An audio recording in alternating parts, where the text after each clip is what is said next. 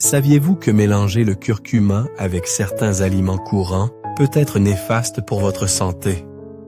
Le curcuma est une épice de choix pour les seniors, connue pour soulager les douleurs articulaires, réduire l'inflammation et stimuler la santé cérébrale.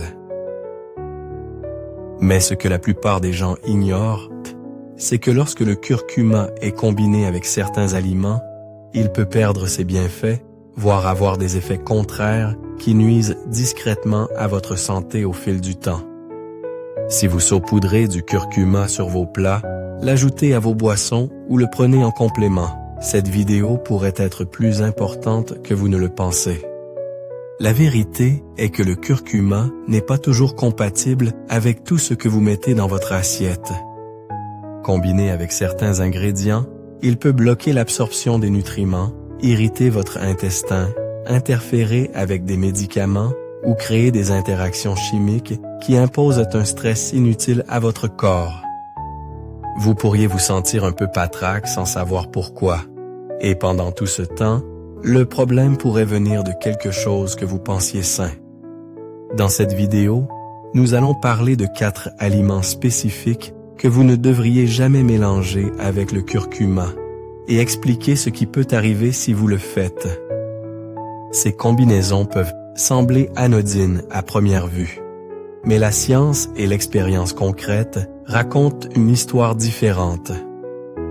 À la fin de cette vidéo, vous comprendrez mieux comment profiter au maximum du curcuma sans compromettre votre santé.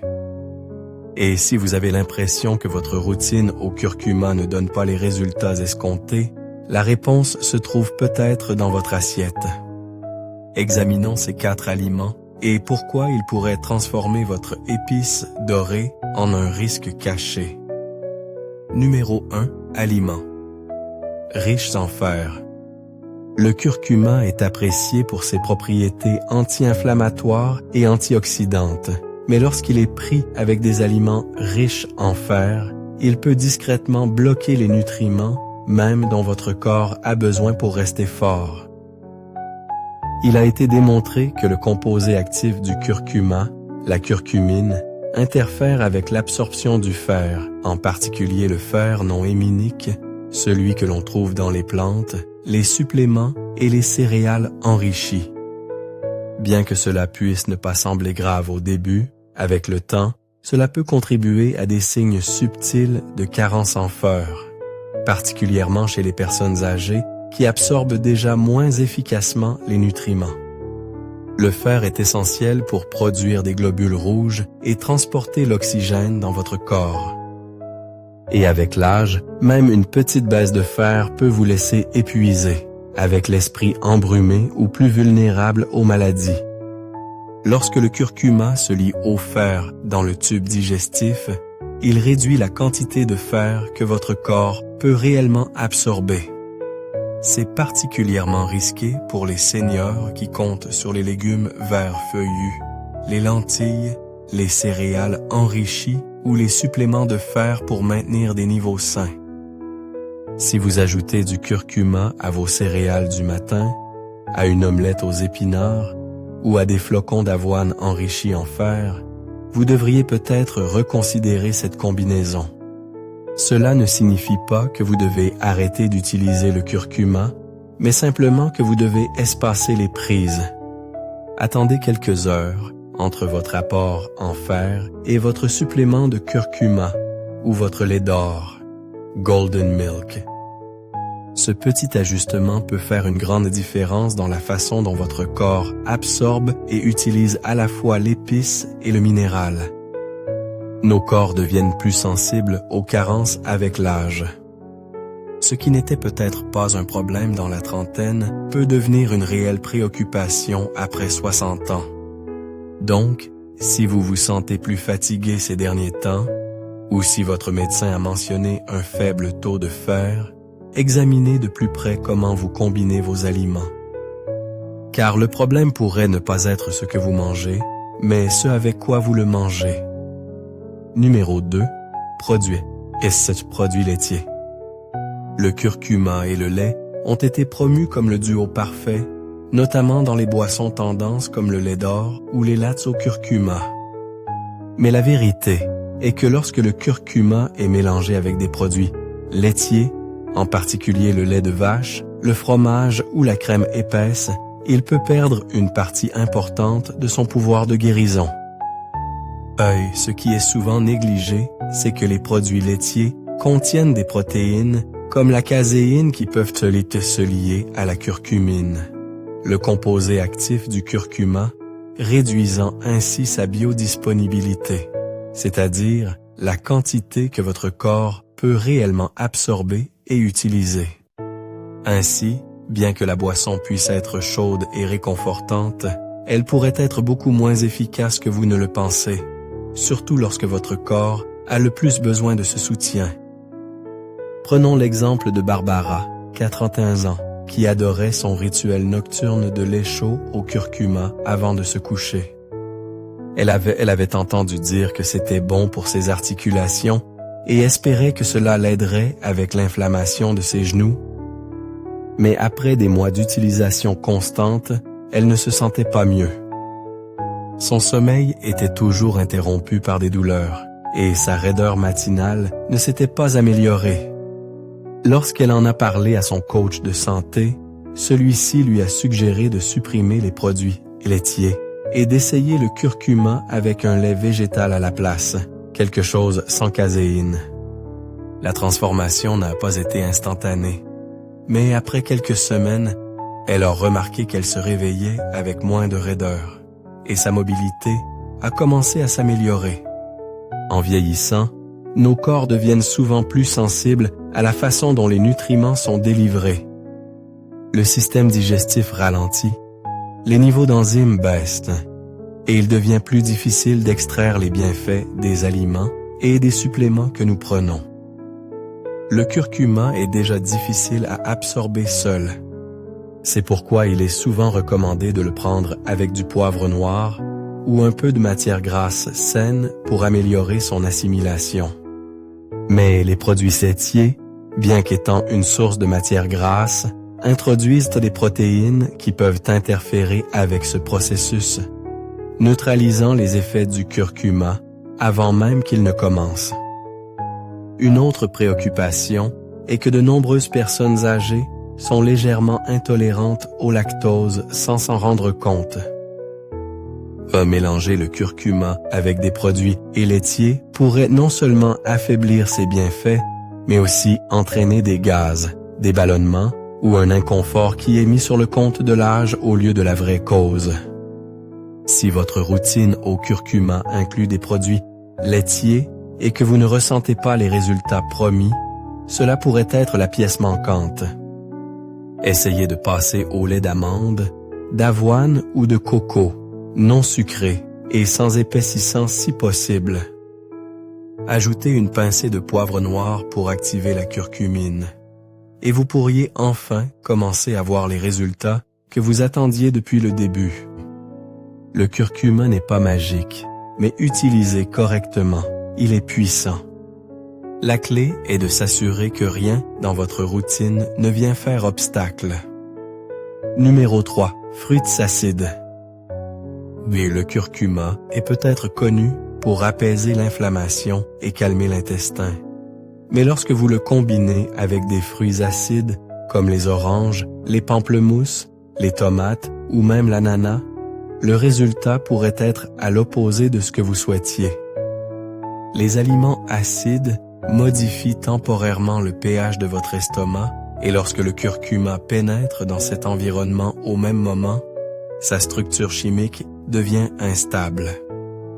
Cela signifie que le composé même sur lequel vous comptez, la curcumine, peut se dégrader avant que votre corps n'ait la chance de l'absorber et de l'utiliser. Au lieu d'aider vos articulations, de calmer votre estomac ou de soutenir votre système immunitaire, le curcuma est neutralisé et irrite parfois même la paroi même qu'il est censé protéger. Considérons quelqu'un comme Dennis, 64 ans, qui a commencé à ajouter du curcuma à son smoothie matinal. Il contenait tout ce qu'il pensait nécessaire: bananes, jus d'orange, quelques baies surgelées et une bonne cuillère de poudre de curcuma. Il le buvait fidèlement, mais après un certain temps, il a commencé à remarquer une tendance étrange. Son estomac était tendu, presque aigre, et son reflux acide s'est aggravé, surtout le matin. Il ne comprenait pas pourquoi. Ses repas étaient sains, son exercice régulier, et il avait même réduit la caféine.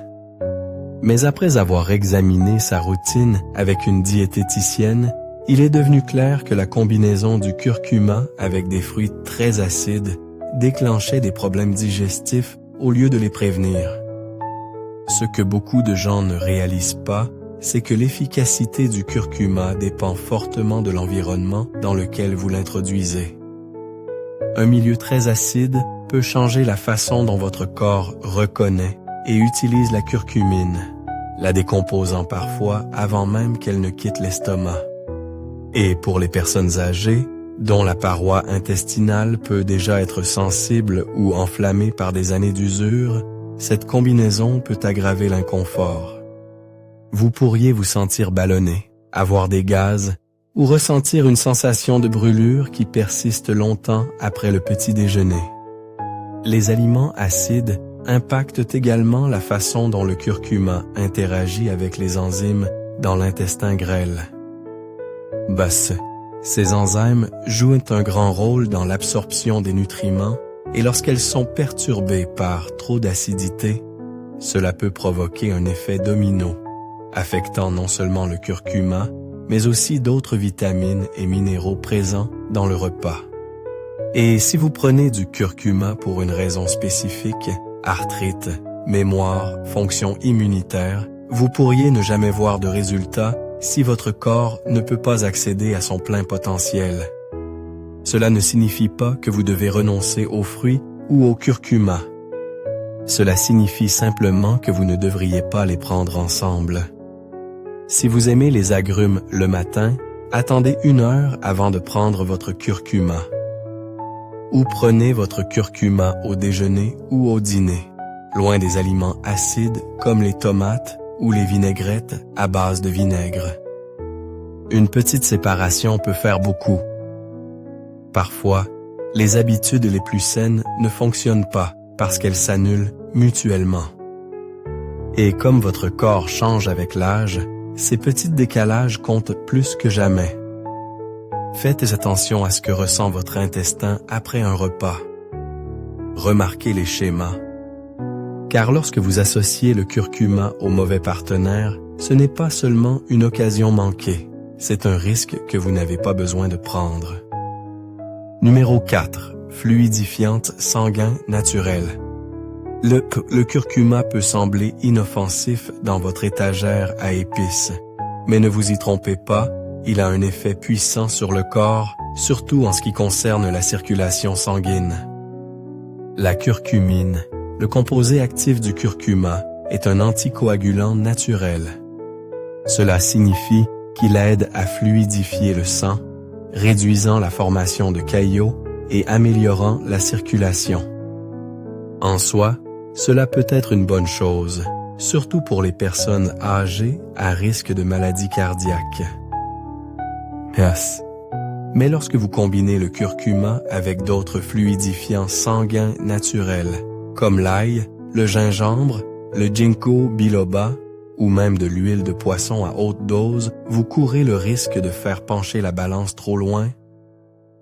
Le résultat peut être une fluidification excessive, entraînant des ecchymoses faciles, des saignements de gencives, des saignements de nez, ou dans des cas plus graves, une hémorragie interne qui passe inaperçue jusqu'à ce qu'il soit trop tard.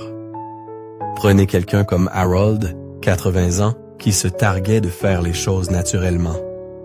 Il prenait des gélules de curcuma chaque matin avec son jus vert maison qui comprenait de l'ail et du gingembre. Et il complétait avec son supplément d'huile de poisson.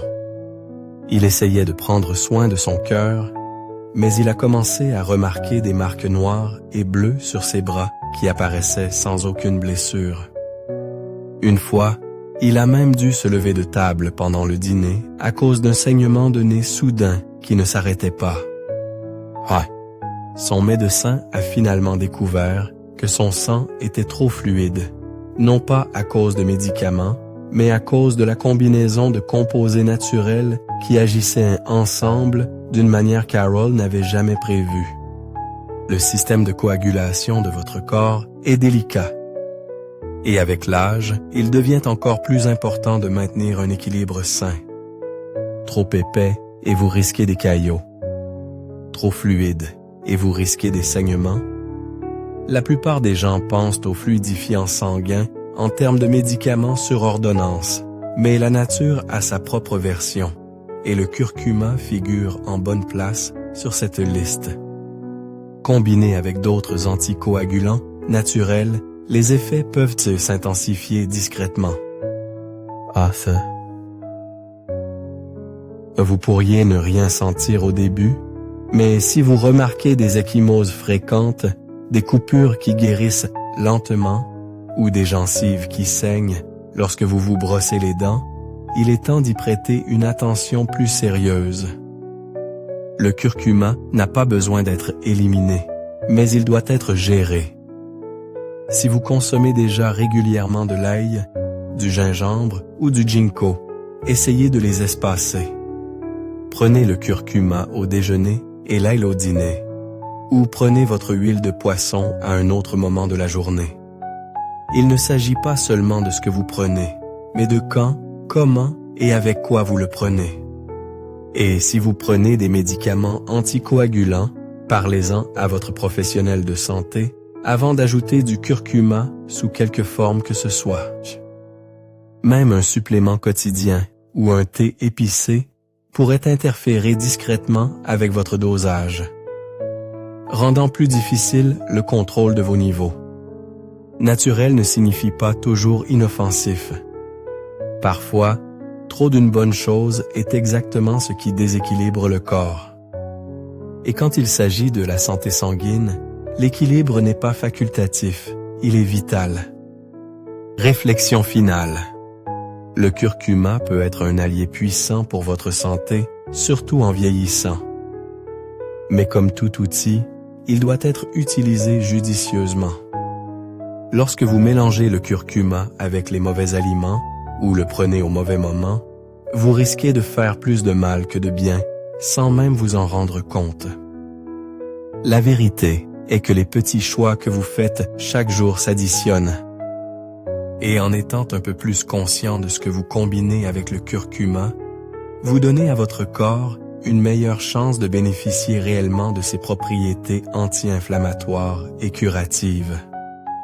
Alors, prenez un moment pour réfléchir.